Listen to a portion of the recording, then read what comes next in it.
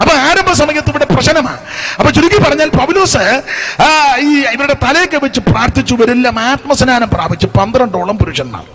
ഒടുവിൽ ഇവര് പൗലോസിന്റെ കയ്യാൽ അത്ഭുതങ്ങളും അടയാളങ്ങളും ഈ ദേശത്ത് നടന്നു.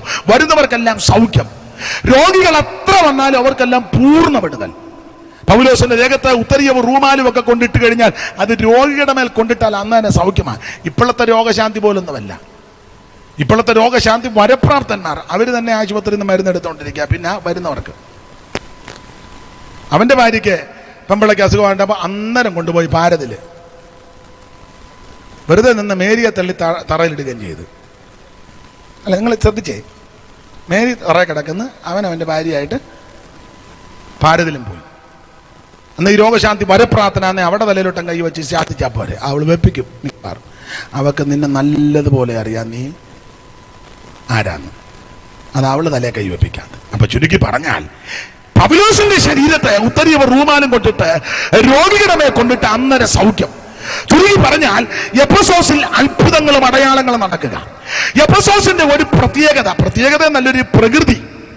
ഈ കർത്താവിലും അവന്റെ അമിതബലത്തിൽ ശക്തിപ്പെടാൻ പറയാനുള്ളതിന്റെ ഒന്നാമത്തെ കാരണം മന്ത്രവാദികളുടെ ഈറ്റില്ലമായ എഫെസോസ് പട്ടണം. മന്ത്രവാദികളുടെ ഈറ്റില്ലമാണ് എഫെസോസ് പട്ടണം. അവിടെ മന്ത്രവാദികളെ പറ്റി പറഞ്ഞ യഹൂദന്മാര് വരെ അവിടെ മന്ത്രവാദികളാ. അപ്പോൾ മന്ത്രവാദം കൊടികൊത്തി വാടുന്ന പട്ടണമാണ് എഫെസോസ് പട്ടണം. ആ പട്ടണത്തിൽ ആ സഭ തുടങ്ങിയത്. അതുകൊണ്ട് ആ സഭയോട് പറഞ്ഞത് ഒടുവിൽ കർത്താവിലും അമിതബലത്തിലും ശക്തിപ്പെടണം. മന്ത്രവാദവും ആഭിചാരവും ശുദ്ധപ്രയോഗവും തന്ത്രങ്ങളും വർദ്ധിക്കുന്ന ഈ കാലയളവിൽ ദൈവമക്കളോട് ഇന്ന് രാത്രി അറിയിപ്പാനുള്ള ആത്മിക സന്ദേശം, നീ ഉഴപ്പി നടക്കാതെ ആത്മാവിൽ ബലപ്പെടുക. മന്ത്രവാദികളുടെ ഈറ്റില്ല. അവിടെ വായിക്കുന്നത് യഹൂദന്മാർ വരെ മന്ത്രവാദികളാണ്.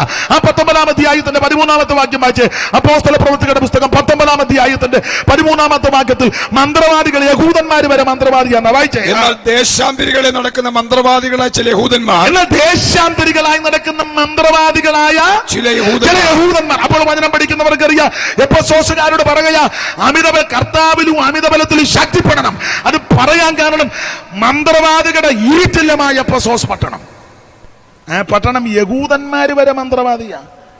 യഹൂദന്മാര് മന്ത്രവാദിയാണ്. പിന്നെ മറ്റുള്ളവരുടെ കാര്യം പറയാൻ പറ്റും. യഹൂദൻ പ്രമാണമുള്ളവനാ.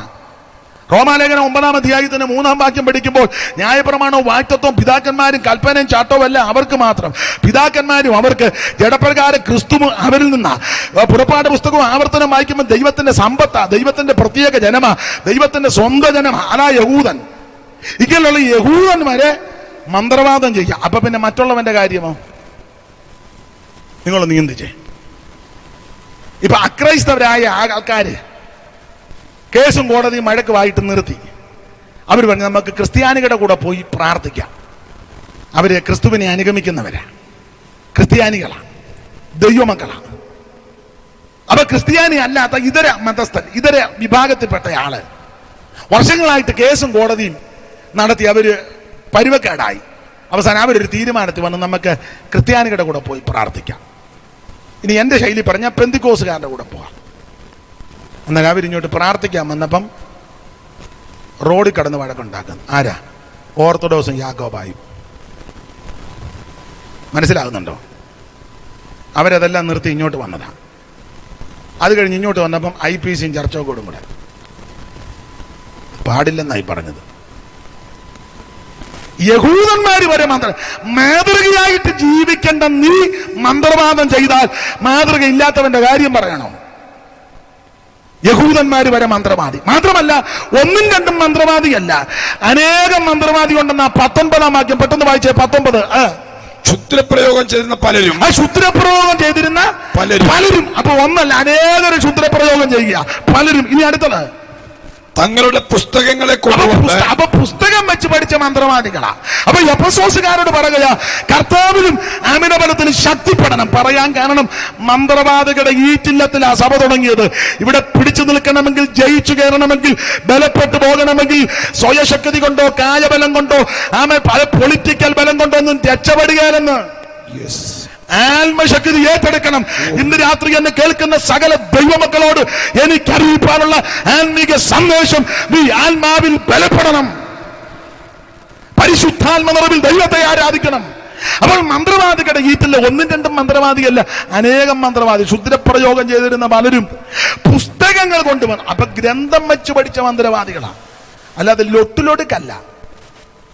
മനസ്സിലായോ? ലൊട്ടിലൊടുക്ക് മന്ത്രവാദിയല്ല. എന്റെ ഭാഷയിൽ പറഞ്ഞാൽ മന്ത്രവാദത്തിൽ ബിരുദം പ്രാപിച്ചവരായി മന്ത്രവാദികൾ, അല്ലെ പുസ്തകം വെച്ച് പഠിച്ചതാ. ആ പുസ്തകം എല്ലാം കൂടെ കൊണ്ട് കത്തിച്ച് അതിന്റെ വില കണക്ക് കൂട്ടിയപ്പോ 50,000 വെള്ളിക്കാശ്. 50,000 വെള്ളിക്കാശ്. ഇന്നത്തെ 50,000 അല്ല, അന്നത്തെ 50,000 എന്ന് പറഞ്ഞാൽ ലക്ഷക്കണക്കിന് വില മതിക്കുന്ന മന്ത്രഗ്രന്ഥങ്ങൾ ഉള്ള മന്ത്രവാദികൾ. അപ്പോൾ സ്റ്റാൻഡേർഡ് ഉള്ള മന്ത്രവാദി. മനസ്സിലായോ? ഒന്ന് മന്ത്രവാദികളുടെ ഈറ്റില്ല, രണ്ട് നിരവധി മന്ത്രവാദി, യഹൂദന്മാര് വരെ മന്ത്രവാദി, മാത്രമല്ല ഗ്രന്ഥം വെച്ച് പഠിച്ച മന്ത്രവാദി. ഇങ്ങനെയുള്ള മന്ത്രവാദികൾ തിങ്ങിപ്പാർക്കുന്ന പട്ടണമായി എഫെസോസ് പട്ടണം. അതുകൊണ്ടാ പൗലോസ് പറഞ്ഞത്, ഇവിടെ നിലനിൽക്കണമെങ്കിൽ ദൈവാത്മശക്തി പ്രാപിച്ചോണം. എന്നെ കേൾക്കുന്ന ദൈവമക്കളോട് ഇന്ന് രാത്രി ഒരു സന്ദേശം അറിയിക്കാം. ഒരു വല്ലാത്ത സാഹചര്യത്തിലേക്കാണ് ഞാൻ നിങ്ങളും വന്നുകൊണ്ടിരിക്കുന്നത്.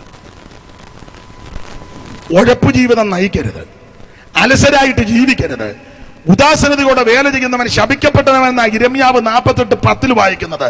ആമേ, ഭിനേകാസനെ പോലെ തീഷ്ണതയോടെ ദൈവത്തിന് വേണ്ടി നിൽക്കണം. Praise the Lord.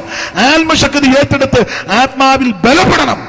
ഇങ്ങനെ ആത്മാവിൽ ബലപ്പെട്ട് ഒരു ജീവിതം നയിക്കണം. അതാണ് ദൈവം ഉദ്ദേശിക്കുന്നത്.